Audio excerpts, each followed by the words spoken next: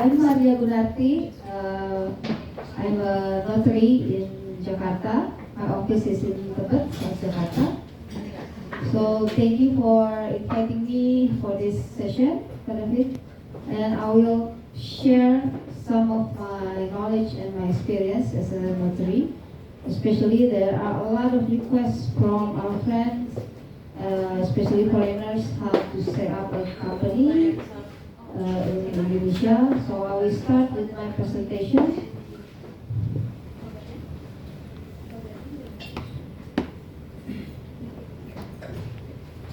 So first, what is a notary? Notary in Indonesia, of course, maybe a little bit different than notary in like the United States, like the common law, because now in Indonesia we have more authority to do some authentication document, preparing and legalizing notary deeds, witnessing and certifying signatures and so on. And also, besides notary, we have a PPAT, which is land deed official. Our job is very in sync, so notary cannot be separated from PPAT and vice versa. So PPAT's authority to preparing and legalizing land deeds, jual beli, and so on, and ensuring the legality and validity of land transfer, and working closely with the land office or kantor ketanahan. So for notary, notary have the working area in the province. So for example, I'm in Jakarta Selatan, so I can do notarial things in DKI Jakarta, not outside Jakarta. But the PPAT is more by district, so I can only do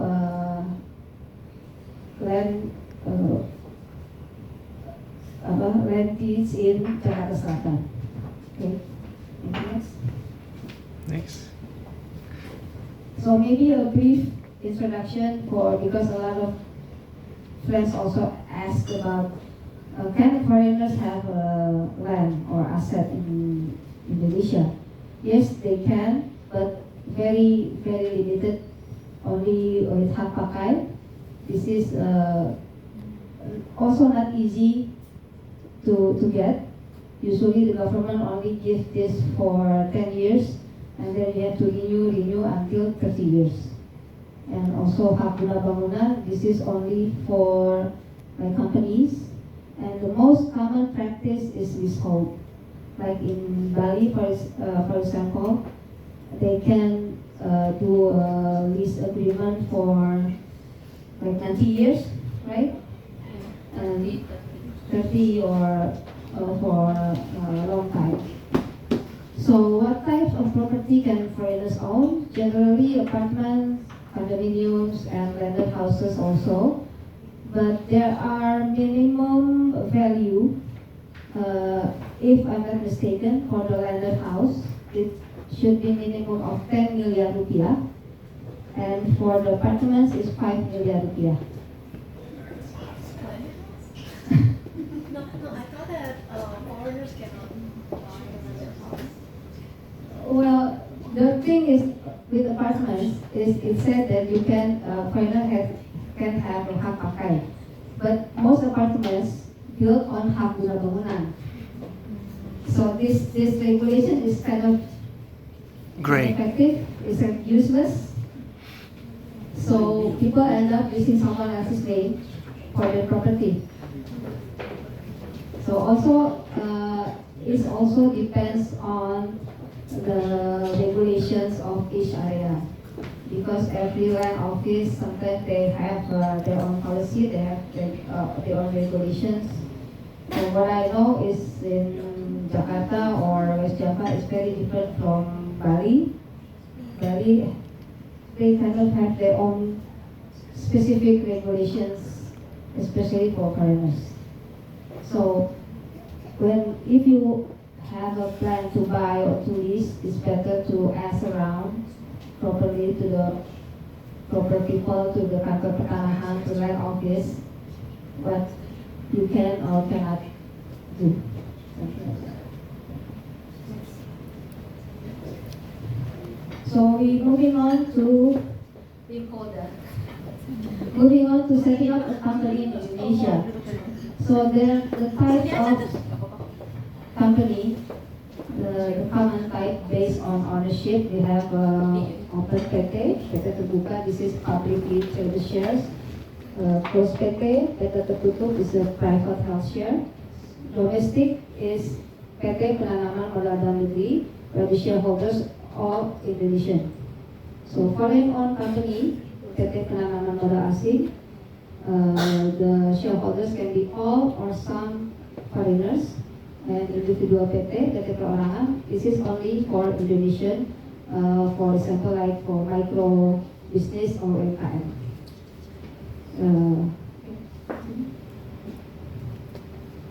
So the general setup for PT, this is applicable for domestic or NA. First, you need to check the name of your company. The regulations now, it has to consist with at least 3 words. And we have to check on the system. If someone already used the name, of course you have to change it. But now we cannot book it. Before we can book the name, now we only can check. So it's better for you to have a backup name for the company. For the deed of establishment atau pendirian, of course you have to go to notary because it is required. The deed of establishment is made in notarial deed. And do you have to come to the notary yourself or yes? For us, the notary, I will say we're still old school. Yeah, we have to read the deeds. We have to explain, and we need to have the signature of the person. You can go to the notary by yourself, or you can have a proxy, but we do not recognize e-signatures or something like that. Okay, and after that, we need to ask for approval from the Ministry of Law, and then after that, you can go to kantor pajak for your tax identification number, and then opening a bank account, and also obtaining business license. Now you have to go to OSS, online single submission, for your basic license. And if you are in a specific line of business, you need to go to a specific government agency.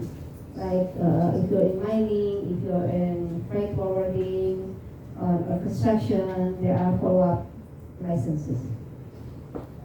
I have a question. Yes, sir.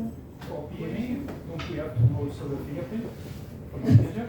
Yes, yes. Good one, good catch. Yeah.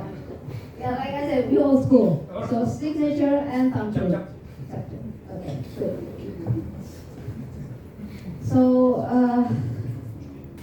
important consideration like the complexity of setting up. Actually, it's not that complex. But you, of course, you need to ask around, and you need to fit your needs with your current situations. You need to ask for legal and business advice in advance. And also, our country is regulations can change like overnight, right? Yeah? all the time. So we have to adapt all the time. And sometimes the regulation do not come to us in real time, so it's kind of delayed. So, and this is okay. Maybe for my presentation tonight, this is the general overview, right? So if other more specific, more detail about the business license, maybe Ms. Analia can explain later. Okay, that's it for me for now. Any questions we can do later, yeah? Thank you so much. Thank you for your attention. Bravo!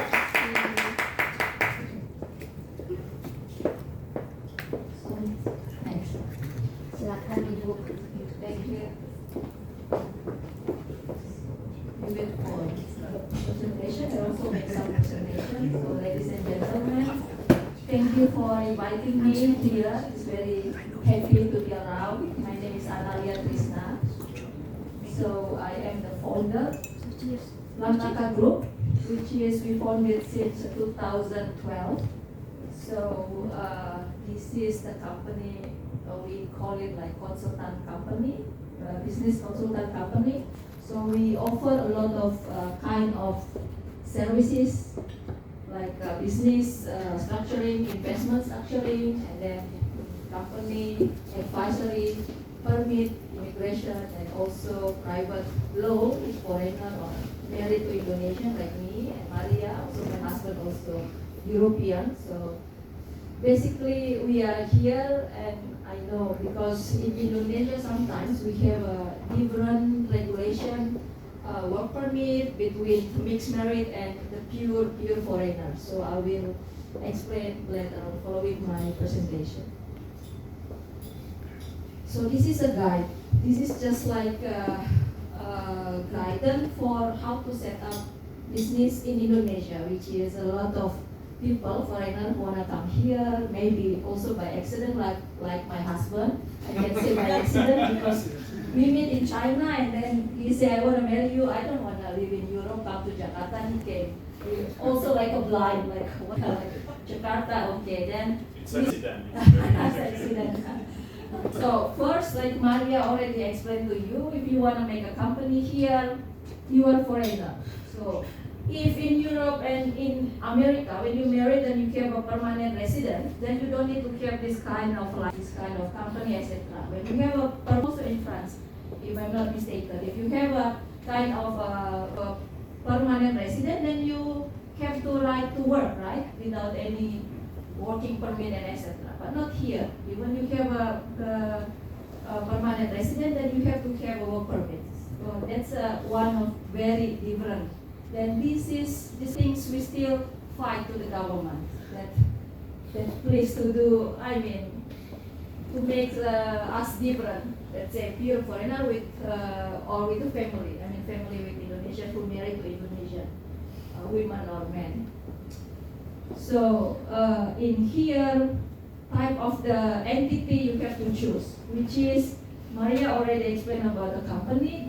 There are two kinds of the company: PT local and PME. So in PME, you can have really 100% share for the foreigner. So sometimes when you come here, I suppose you get very different explanation. Sometimes if you come to some lawyer or some notary or also some agency that you say, if you want to make PMA, this cannot be 100% foreigner, this is not true. So you can have 100% share by the foreigner. So sometimes they say that we must have a local share, but it is not true. But yes, some companies, some business type, some business activity must have some percentage of the Indonesian. But then you have to see there is some risk. For example, if you want to open the company for the how do you call it, this keamanan, security, then you have to have 45% of Indonesian or 55% of Indonesian, something like that. We have the list from the BKPM, from the BKPM Ministry of Investment. So there is a list, but most of our company, most of our clients, foreign company, PMA, they open like property company, consultancy business, IT, which is 100% allowed, owned by the foreigner. So don't worry about that. So and then PT is for local. So even though if you have only one share of the foreigner, that's we call it PMA. So sometimes there is always a lot of questions that, yeah, but 90% is Indonesian, and this foreigner only have, let's say, 100 million or 1 million rupiah. So that's called PMA. So PT local is 100% Indonesian. But in PT local, you can be a director, commissioner or director, whatever. Foreigner can be the director, commissioner in PT local. So sometimes it's mislead that people say that you cannot be director in, foreigner cannot be director in PT local. That's not right. So you can be a director, whatever, director utama, president, director, commissioner, and whatever in PT local. But there is also some, if you become a director or you become a commissioner, which is you are working here. So if you work, you have to have work permit. Then in this PT, there is some requirements that allow to hire foreigner or not. So there is some list from Ministry of Manpower. So, for example, in PT local, if you have only capital modal disetor dan ditempatkan, what is in English? Capital paid-in capital. So paid-in capital must more than 1 billion. So if you have less than 1 billion, then you cannot hire the foreigner. So that's a difference.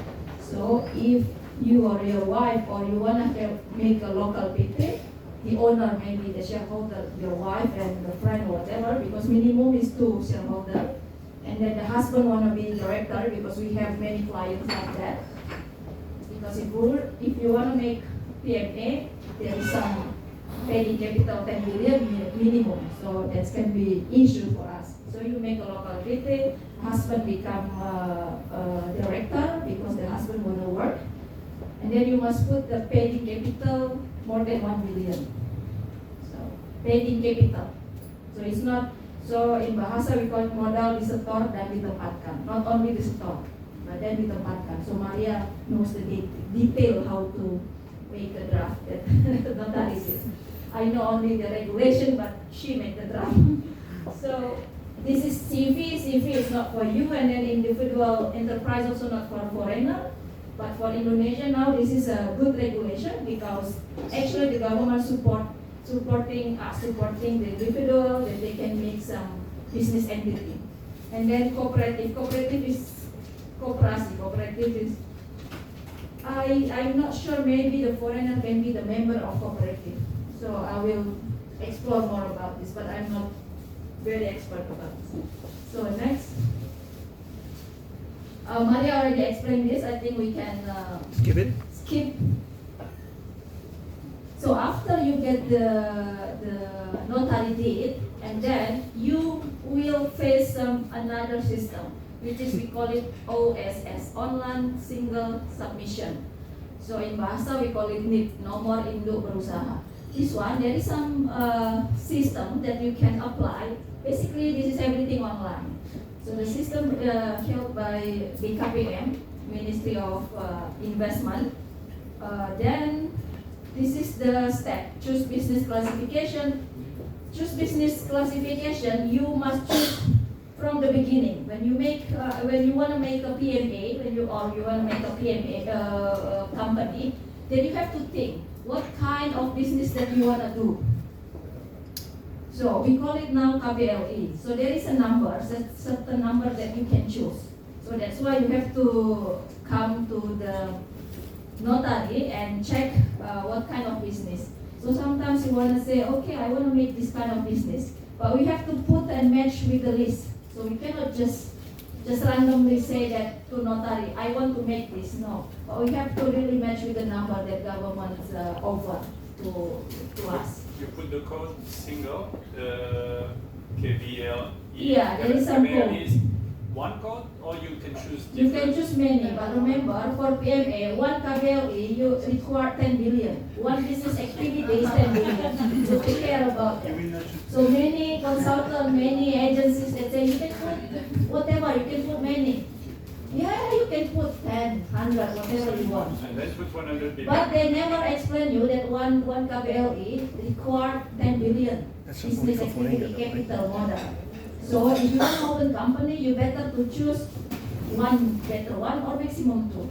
So put 2, and then when you grow, then you can add. That's only for foreigners, by the way, right? Yeah, we're Only for talking about foreigner. PMA because you are all foreigner.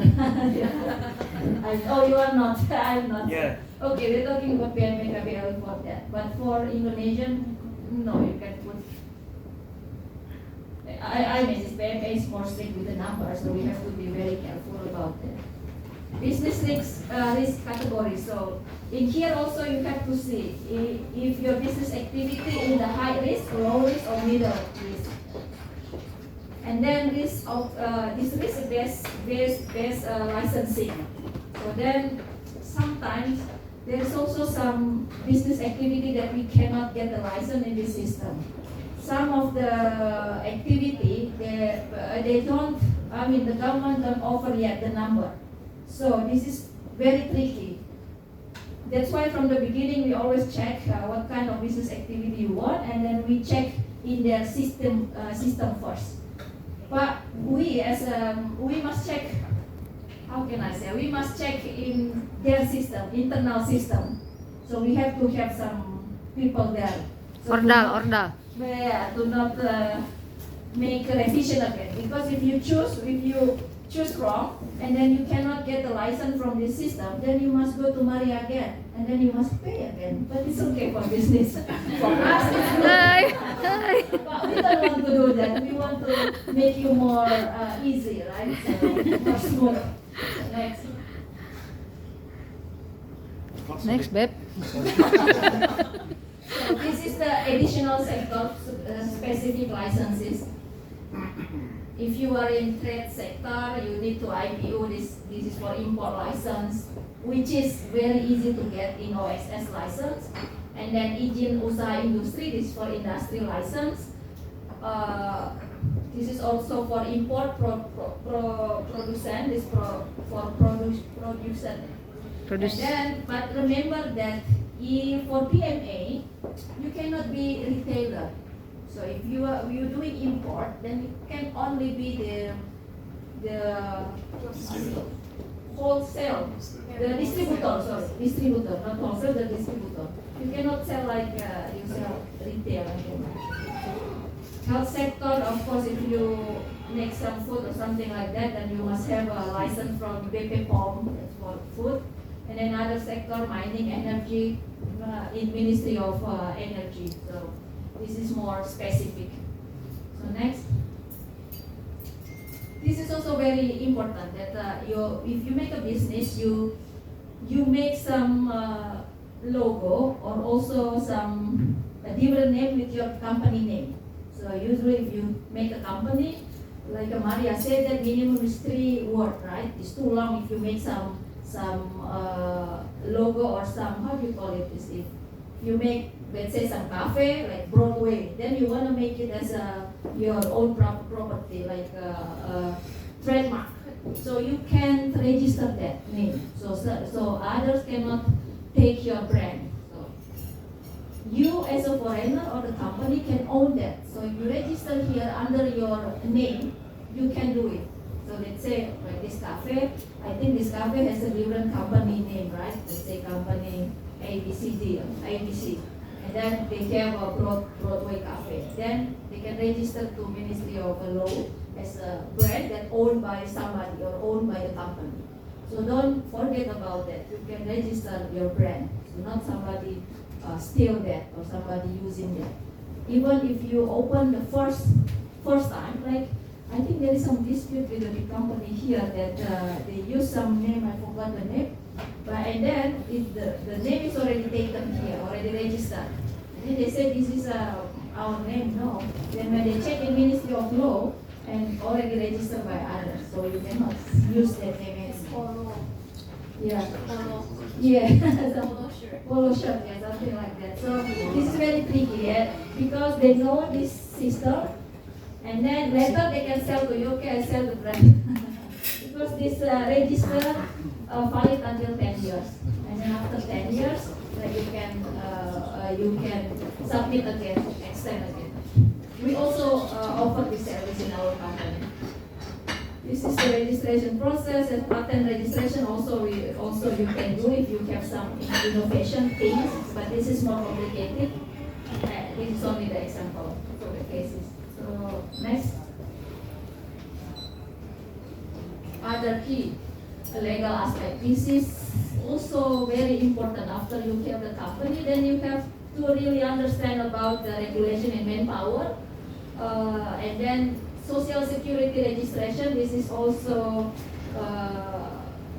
you must have this. So register with BPJS Kesehatan. If you have employee in your company, then you have to register for health, BPJS Health Kesehatan, and then also employment, BPJS Ketenagakerjaan. Then comply with employment regulation, contract. Don't forget about this. If you hire Indonesia, then you must have a contract. So now his contract is like 1 year, and then you can extend or something like that.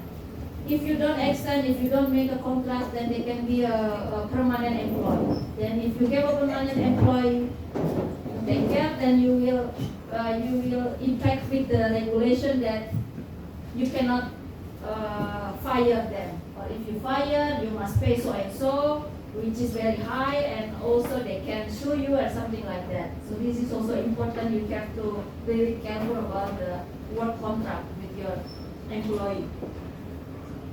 This is another permit, like AMDAL is environment, and then also if you want to build some hotel, and new regulation, the PMA cannot have a villa. So it's come like 2 years ago. So in Bali, there's many company, PMA they can buy villa, now cannot. The PMA only can have a hotel, minimum like 3-star hotel, something like that. So no more villa. So work permit for foreign worker, this is very important too. Foreigner need to have a work permit, but investor not. But now this is a new regulation that the investor minimum 10 billion. Minimum 10 billion, you don't have to have a work permit. Even though if you are the director or commissioner and also shareholder. But if you have a share less than 10 billion, let's say 9 billion, 9.9 billion, and then you are commissioner or director, then you must apply for the work permit. Like that. And now, if you already have it for now, and your share is not 10 billion, take care, and immigration will come to you and harm you.